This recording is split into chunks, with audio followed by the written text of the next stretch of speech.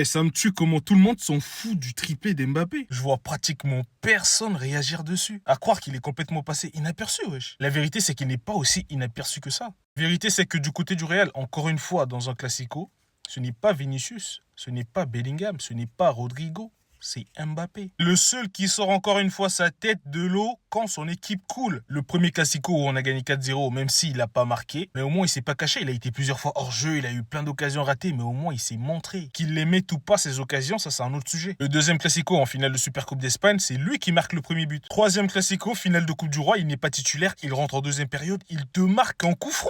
C'est encore et toujours lui qui réveille l'équipe quand ça va pas et c'est encore et toujours lui qui donne l'avantage. Pareil aujourd'hui, il te met un triplé, mais malgré son triplé, il perd le match. C'est pas des bons souvenirs pour lui, ça. Il avait mis un triplé en finale de Coupe du Monde, il a perdu le match. Et là, pareil, tu claques un triplé dans un classico, tu gagnes pas le match, c'est une dinguerie. Première saison au Real, bon, il va faire une saison blanche, mais quand même, là, il est meilleur buteur de Liga. Et il y a des génies qui continuent à dire encore aujourd'hui que Mbappé a loupé sa première saison au Real. En tout cas, moi, de ma position de supporter du Barça, de ce que je vois du Real, pour moi, c'est Mbappé le patron, sans aucun débat.